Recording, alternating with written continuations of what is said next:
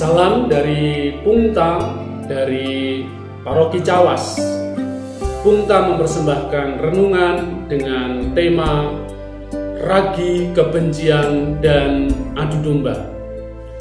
Terinspirasi dari Injil Markus bab 8 ayat 14 sampai 21. Pungta lovers yang terkasih, menjelang pemilu, konstelasi politik di negeri ini biasanya meningkat.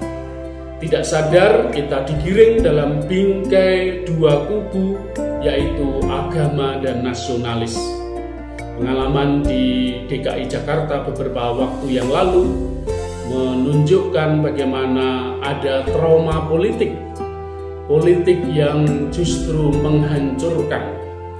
Agama dijadikan alat politik, agama yang seharusnya mencerahkan kehidupan masyarakat, tetapi dipakai segelintir orang untuk kepentingan politik pribadinya.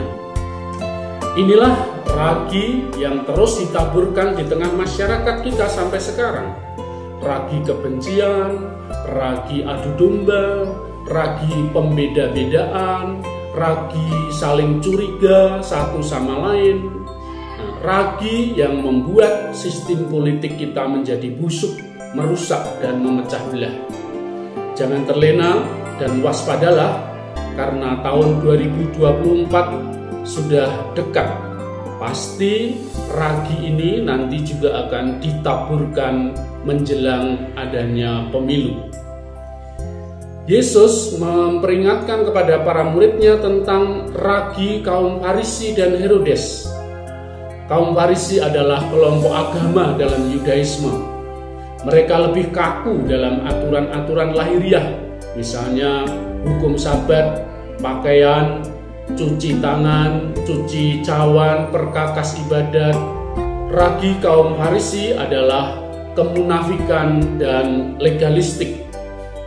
Kaum Farisi merasa diri paling benar dalam beragama karena mereka merasa telah menjalankan aturan-aturan daripada orang lain, kaum awam. Mudah menghakimi dan menyalahkan orang lain. Orang dibuat takut dengan aturan agama yang selalu menghukum. Mereka suka memberi beban kepada orang lain, namun mereka sendiri tidak mau menyentuh beban itu. Sedangkan ragi kelompok Herodes adalah rasa nyaman oleh kebijakan politik Herodes. Kelompok Herodian adalah kaum politikus yang mendukung Herodes. Bagi mereka, Herodes adalah Mesias karena Herodes memberi rasa aman, perlindungan dari penjajahan kaum Romawi. Mereka merasa nyaman diberi kedudukan politis, ekonomi, dan juga fasilitas-fasilitas negara. Maka mereka bisa korupsi dengan aman dan lancar karena perlindungan Herodes. Yesus pernah menjuluki Herodes sebagai serigala karena kejam dan menghalalkan segala cara. Contohnya, ketika Yohanes Pembaptis dibunuh karena Yohanes mengkritik kehidupan Herodes, Herodes dengan segala cara membunuh, memenggal kepala Yohanes.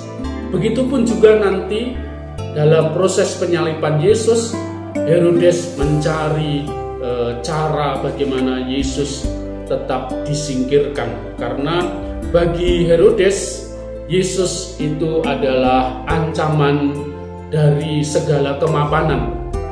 Yesus mengingatkan para muridnya agar tidak tercemar oleh ragi Herodes.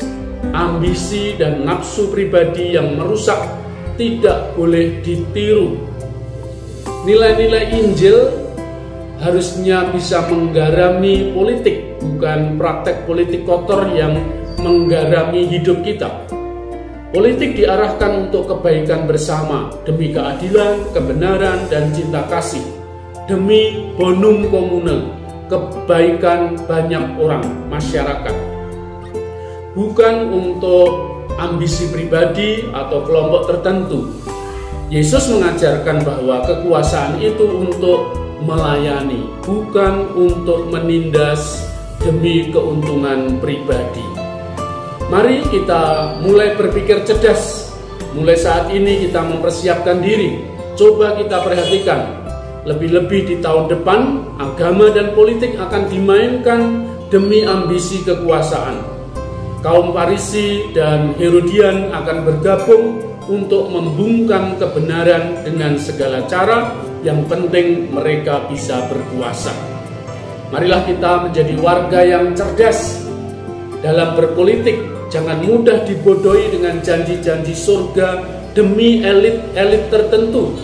Sesudah mereka berkuasa, lalu lupa pada rakyat yang tetap menderita. Mari kita teliti ragi apa yang sekarang ini sedang ditabur di tengah masyarakat kita. Marilah kita mulai berpikir dengan cerdas dan bisa menilai apa yang terjadi di sekitar kita. Sekian, sampai jumpa, salam sehat, jangan lupa selalu bersyukur. Tuhan memberkati.